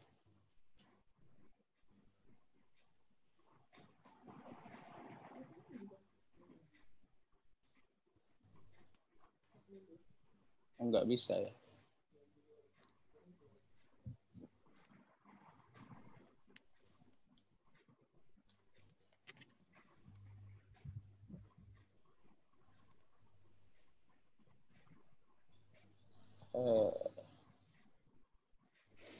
Slide saya kok.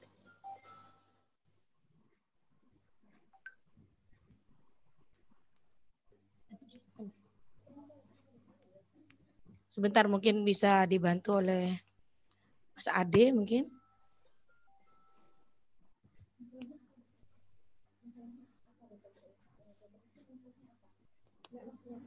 Masalahnya apa, Dr. Husnul? Nggak bisa dibuka ke slide nomor berapa gitu ya maksudnya? Nah ini sudah muncul ya? Belum muncul? Belum. Oh, tidak muncul ya? Mungkin langsung aja.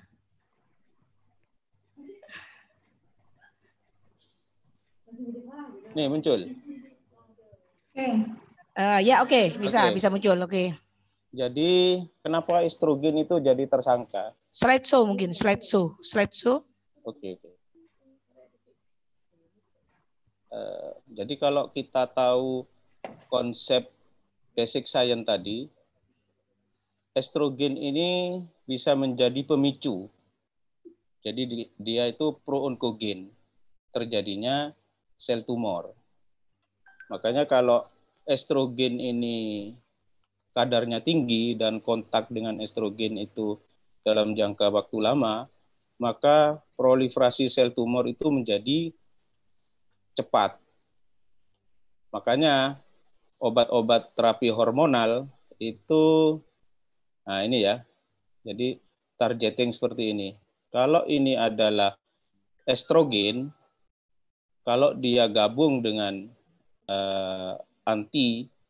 antigen sama reseptor gabung di sini, maka dia akan terjadi proliferasi. Nah, kerjanya obat anti hormonal itu menghambat supaya estrogen itu enggak ditangkap oleh reseptornya.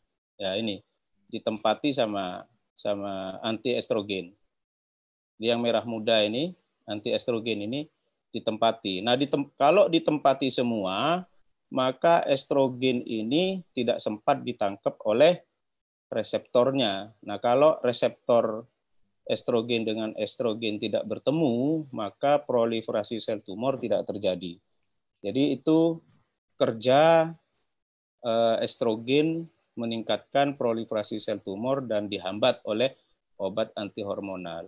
Kemudian yang kedua, kaitannya dengan kontrasepsi hormonal, ya baik oral maupun injeksi. Jadi beberapa penelitian memang ada yang mengatakan bahwa jangka lama bisa lebih dari 10 tahun baru dia berpengaruh. Dan itu pun kalau pada usia muda itu artinya masa-masa produktif, itu tidak berlaku pada penelitian ini. Jadi pada orang yang tidak pernah ikut kontrasepsi dan itu masa-masa mendekati premenopause, baru itu berpengaruh. Jadi jangka lama. Kalau setahun, 2 tahun, 3 tahun belum berpengaruh. Nah, itu penelitian yang sudah ada ya. Itu untuk pertanyaan pertama. Kemudian pertanyaan Mas Hendra, efektivitas kemoterapi dibanding efek samping. Sebetulnya sudah saya ulas. Saya coba ini efek samping ya. Efek samping rambut rontok. Jadi kemo itu kan menyerang semua sel yang membelah. Baik itu sel normal maupun tidak normal, maupun sel kanker. Sel normal yang cepat membelah itu kan rambut. Kemudian mukosa di usus.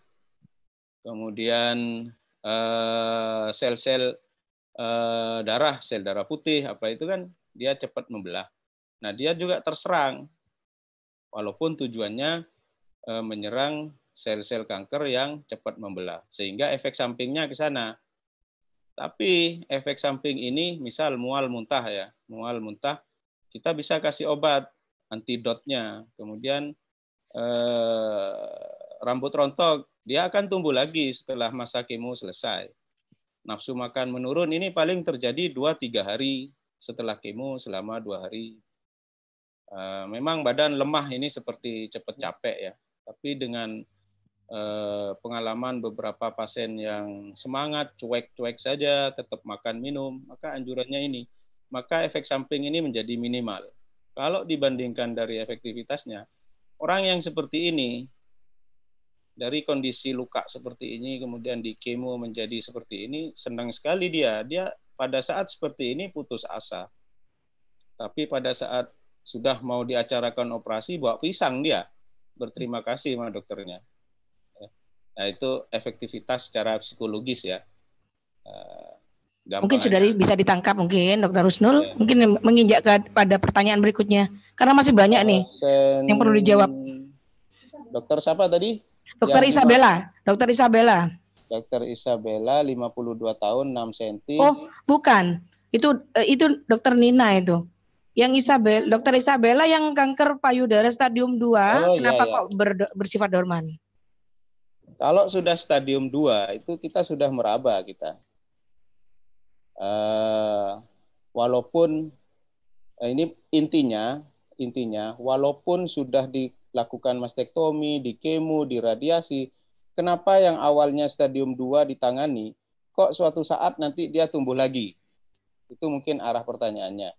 Apakah bersifat dorman? Iya. Jadi kalau kita belajar grafik pertumbuhan sel tumor, jadi kurva Kompers namanya ya, Dompers, itu walaupun sudah ditangani tidak pernah angkanya 0. Karena dia 10 pangkat sekian. Jadi walaupun di akad, di mastektomi, di kemo, dan semua prosedur dilakukan, dia tidak pernah 0. Ada satu sel atau berapa sel yang ada dalam tubuh kita boleh dikatakan dorman, suatu saat dia akan manifest lagi apabila terjadi pemicu. Jadi makanya orang dengan kanker tidak pernah kita lepas. Tidak pernah 100% Anda sembuh, tidak pernah. Yang ada adalah survival. Yang kita pertahankan adalah disease free. Makanya disease free survival itu dipertahankan dengan berbagai obat-obatan, hormonal, targeting terapi itu. Ya. Jadi walaupun stadium dini ditangani, bisa jadi dia nanti menjadi stadium 4 apabila ada pemicu lagi. Yang kita lakukan adalah menunda atau memperpanjang survival interval. Itu istilahnya dalam survival interval itu waktu yang dibutuhkan dari saat dia ditangani, dioperasi, sampai muncul lagi.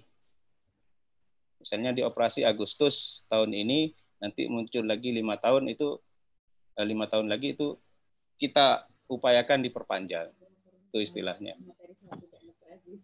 Kemudian yang ketiga, pasien usia 52 tahun, 6 cm, tunggal, mobile, KGB tidak ada. Immobile, ya. Immobile ya. Oh, tidak ya, mobil berarti. Berarti fix ya. Berarti kan curiga ganas nih.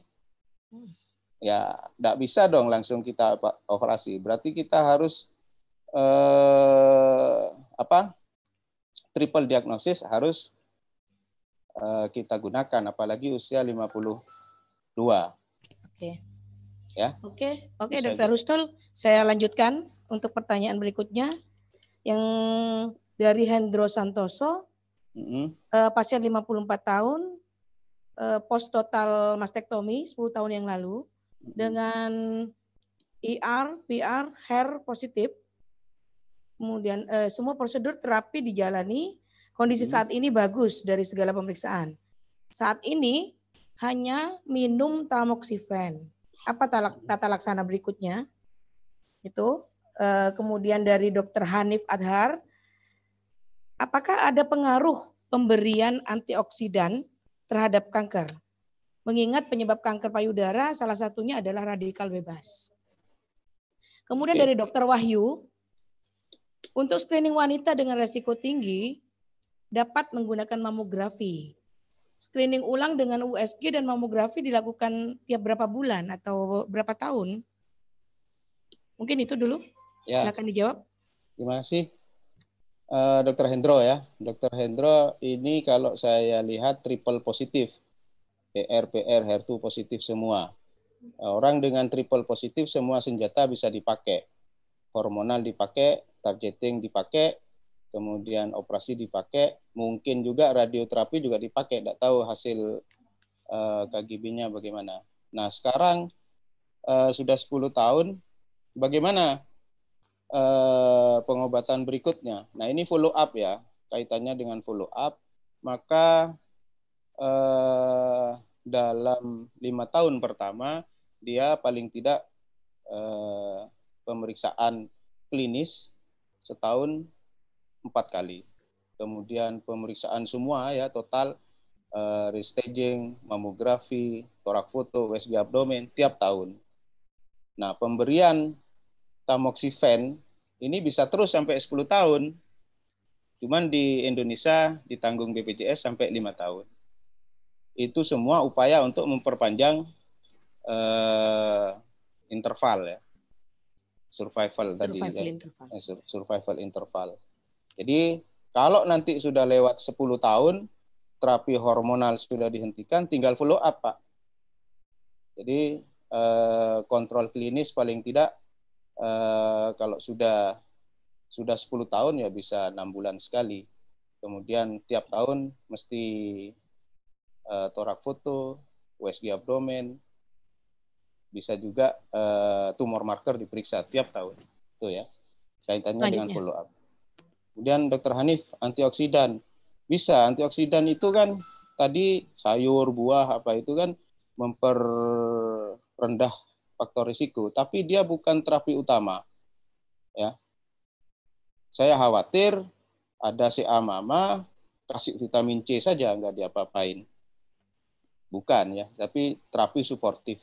Kasih vitamin yang antioksidannya tinggi, tidak apa-apa. Kemudian yang screening, sudah kayaknya di slide saya itu tiap tahun. Pada usia 35 sampai 50 tahun, berapa itu ada di slide saya. Nanti bisa dilihat lagi, Dr. Wahyu. Baik, 2 pertanyaan lagi, Dokter. Dari Aisyatul Holif, AMD Cup. Jika CA mama masih stadium rendah atau pada salah satu payudara dan ibu memiliki bayi, apakah ASI boleh diberikan? Dan dari Dokter Mentari, apa ada hubungan faktor resiko riwayat CA tiroid terhadap kejadian CA mama? Tadi sempat dijelaskan di dalam slide. Oke. Silakan. Oke, ASI. ASI ini kalau dia pas tidak kena CA mama, dia memperendah faktor risiko. Semakin lama memberikan ASI, maka dia akan menunda. Dia tidak siklus menstruasi berhenti. Siklus menstruasi berhenti berarti kontak dengan estrogen berkurang. Maka risiko menjadi berkurang. Tapi pada saat dia ada CA mama, kemudian masa laktasi, ada penelitian kaitannya dengan prolaktin. Orang yang dirangsang papilanya oleh bayi, prolaktinnya meningkat. Nah, prolaktin ini pada penelitian dia meningkatkan proliferasi sel kanker. Sehingga untuk langkah amannya biasanya dihentikan. Nah, ini biasanya saya minta tolong SPOG. Bolak-balik saya lupa obatnya itu. Biasanya saya minta tolong SPOG untuk menghentikan ASI-nya. Kemudian CA tiroid. CA tiroid ini penelitian prospektif ke depan. Jadi dia angka kejadian kanker payudara baru meningkat di atas 5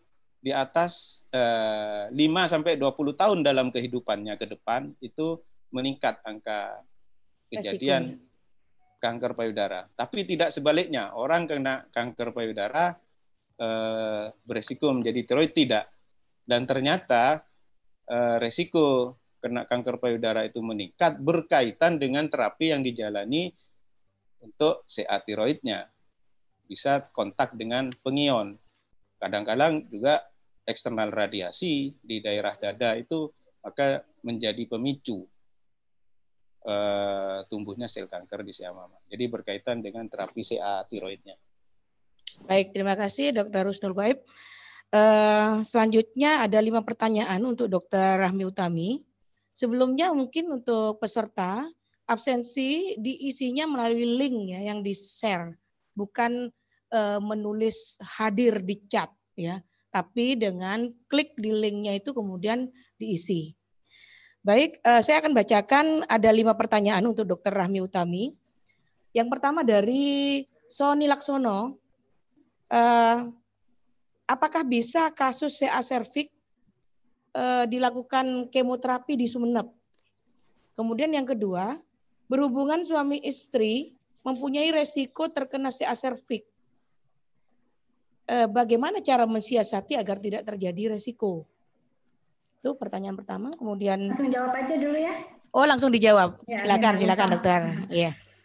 Jadi bisakah kanker serviks sudah ditata laksana di Sumeneb? Jadi untuk saat ini kanker serviks masih kita rujuk ke vaskes tersier, yaitu di Rumah Sakit Dr. Sutomo, karena yang melakukan adalah dokter SPOG onkologi ginekologi. Hanya saja mungkin nanti saya Dr. Husnul Ghaib mungkin bisa kita bicarakan lagi apakah untuk menyiasati pasien-pasien yang on-3 dalam untuk melakukan kemo, apakah bisa kita lakukan di rumah sakit kita. Itu yang pertama. Yang kedua, bagaimana untuk mencegah infeksi HPV pada aktivitas hubungan seksual suami istri. Jadi jangan takut. Jadi sebenarnya pencegahan primernya itu, jadi kita kalau punya anak kecil ya, anak perempuan atau laki-laki di usia yang masih dini yaitu 9 sampai 13 tahun atau di atas 10 tahun, maka tugas kita sebagai orang tua kan ingin melindungi tentunya ya, melindungi anak-anak kita. Daripada kita belikan handphone apa-apa gitu ya, dengan mending kita sisihkan tabungan kita untuk memberikan vaksin kepada anak kita, karena supaya nanti sebegitu dia sudah bertambah usianya, dia akan terlindungi oleh vaksin itu. Kemudian yang kedua, pencegahan sekunder. Salah satu cara untuk menghindari ya kita harus melakukan hubungan seksual yang aman dan jangan berganti-ganti pasangan, kemudian higienis sanitasinya harus bagus, serta meningkatkan imunitas tubuh, misalnya dengan nutrisi yang baik. Jadi kalau misalnya nutrisi baik, maka imunitas kita dalam melawan virus, yang karena kanker serviks kan penyebabnya virus. Jadi kalau imunitas kita baik, insya Allah tidak akan berkembang menjadi infeksi persisten. Demikian. Baik, saya lanjutkan. Berarti tidak boleh poligami ya, Dokter Uut ya? Oke. Baik, saya lanjutkan. Sasis itu, tersindir itu. Ini pertanyaan dari Dokter Susilo. Ya. Pencegahan kontak karsinogen HPV ada di mana saja? Kemudian apakah kontak ini dari cairan tubuh ataukah dari mana? Silakan dokter. Ya, jadi ini menarik. Jadi saya mengikuti kuliah Dr. Prof. Andriono ya, spesialis onkologi dari UI. Jadi menurut beliau yang pada awalnya infeksi HPV itu biasa bersifat lokal. Jadi saat ini sudah ditemukan ternyata virus HPV itu ada di sel T mononuklear. Jadi sifatnya sudah sistemik. Jadi sudah ada penelitian yang menemukan ada virus HPV di urin, di darah. Ya. Jadi kita harusnya lebih hati-hati ya, bukan menakut-nakuti, tapi ternyata sudah bersifat sistemik. Artinya karena dia bersifat sistemik, maka dia punya resiko menimbulkan kanker lain, seperti mungkin aja ada di prostat, jangan-jangan, bahkan atau di organ lain. Untuk rekomendasinya saat ini masih dicari apakah mungkin kelainan kongenital juga jangan-jangan ada virus HPV-nya pada bayi-bayi kelainan kongenital. Apakah dari cairan tubuh? Kalau cairan tubuh seperti urin ya, karena ternyata dari penelitian juga didapatkan tuh HPV di urin. Jadi kita kalau di toilet umum harus hati-hati. Jadi ada beberapa penelitian tapi masih inkonsisten ya. Ada penelitian yang meneliti bahwa ada virus HPV di toilet umum ya. Masih memerlukan penelitian lebih lanjut. Demikian. Baik, saya lanjutkan dari Dr. Iren. Adakah screening sebelum dilakukan vaksin HPV? Jika vaksin dilakukan pada usia lebih dari 26 tahun, apakah ada dampak pada keefektifan vaksin? Ya, ada beberapa pendapat apakah perlu kita lakukan pemeriksaan deteksi atau screening sebelum HPV. Kalau rekomendasi dari HOGI yang jelas kita harus menentukan bahwa tidak didapatkan lesi abnormal pada serviks. Jadi pada pendapat yang lain sebenarnya tidak perlu kita lakukan pap smear, tapi kita harus melakukan paling tidak spekulum kita lihat apakah ada lesi abnormal di serviks. Mungkin kita mulai sekarang harus membiasakan diri. Jadi untuk bidan, untuk dokter umum, jadi bukan hanya dokter obgyn aja yang melakukan pemeriksaan in speculo. Jadi dokter umum yang di vaskes pertama dan bidan terutama yang sudah terbiasa melakukan spekulum, mulai sekarang setiap ada keluhan usahakan untuk memeriksa serviksnya. Jadi jangan lupa sediakan juga asam asetat di tempat praktek kita. Jadi saya rasa itu simpel. Jadi kalau lesi abnormal tidak ada, maka kita boleh melakukan vaksinasi. Kemudian untuk apakah efektivitas pemberian vaksin setelah 26 tahun, ini untuk pria ya, untuk wanita kan di atas sampai 55 tahun. Untuk pria dikatakan efektivitasnya memang menurun. Jadi usia yang disarankan adalah usia dari mulai 9 tahun sampai 26 tahun untuk mencapai efektivitas vaksin yang diinginkan. Itu Dr. Mimi. Oke. Baik, selanjutnya dari Ronald Hamdani. Apabila dilakukan vaksinasi sejak usia anak sebelum menikah, berapa lama antibodi yang akan terbentuk itu bertahan? Dan kapan perlu dilakukan booster kembali setelah menikah? Perlu boosternya kapan? Jadi kalau sudah dilakukan vaksin pada usia 9 sampai 13 tahun, artinya sebelum dia terpapar oleh hubungan seksual, maka dia akan mencapai efektivitas yang paling tinggi. Dan ternyata setelah diteliti oleh studi kohort, ternyata titer antibodinya setelah dievaluasi 10 sampai 15 tahun ternyata tidak terjadi penurunan titer antibodi. Jadi direkomendasikan tidak perlu booster. Jadi cukup satu kali vaksin itu aja. Berarti sekali seumur hidup ya, dokter ya? Ya, sementara itu nggak perlu booster. Iya, baik. Selanjutnya dari Dokter Mentari, selama masa observasi kolposkopi pasien dengan HSIL, apakah ada terapi atau medikamentosa yang perlu diberikan? Prinsipnya kita lihat keluhan pasien, apakah dia ada vaginal discharge yang berlebihan, kemudian adakah secondary infection. Kalau ada secondary infection ya kita akan berikan biasanya antibiotik. Untuk terapi biasanya kita berikan vitamin C, E itu mungkin ya untuk meningkatkan sistem imunnya. Artinya terapi yang diberikan adalah simptomatik aja, tidak ada terapi khusus. Yang penting follow up setelah terapi prakanker itu yang penting. Baik, ini ada satu lagi, ini pertanyaannya untuk kedua pemateri ya, untuk Dokter Rahmi dan juga Dokter Husnul. Dari Dokter Vita ini MC sebenarnya yang nanya, vitamin C dosis tinggi sebagai antioksidan ini berapa sih dosisnya yang baik untuk kedua kanker ini? Silakan mungkin Dokter Husnul mungkin. Ya. Untuk kanker, antioksidan itu bukan terapi utama. Ya. Sudah saya jelaskan tadi. Nah, kalau vitamin C berapa dosisnya? Dia itu kalau ginjalnya bagus ya dibuang. Kita minum 500, 1000. Kalau kelebihan dibuang lewat kencing kita menjadi kuning. Jadi jangan sampai ada kesan antioksidan itu terapi utama pada kanker. Bukan. Itu suportif aja itu. Dokter Ut, ada tambahan? Nggak ada. Setuju, nggak ada. Ini ada tambahan lagi untuk Dokter Rahmi. Apakah vaksinasi HPV bisa diukur titernya, titer antinya secara kuantitatif? Bisa itu. Di penelitian disebutkan titer antibodinya bisa tetap saya nggak ngerti caranya yang pasti, tapi di literatur bisa ditentukan. Oke. Mungkin itu ya. Pertanyaan-pertanyaannya udah habis ini. Saya simpulkan ya.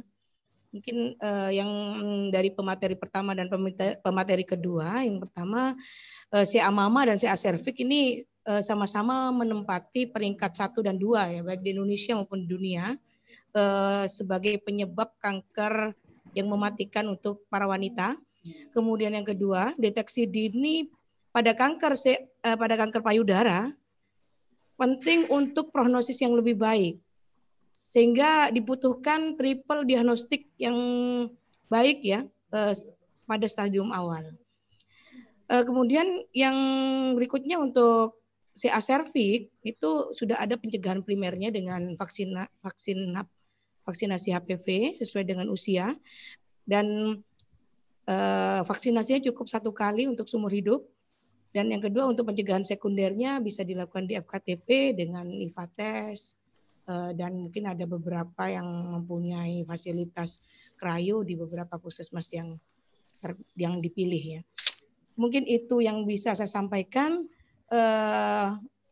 untuk sidang ilmiah kali ini. Terima kasih kepada dua pemateri dan juga kepada para peserta yang telah berpartisipasi untuk memberikan pertanyaan.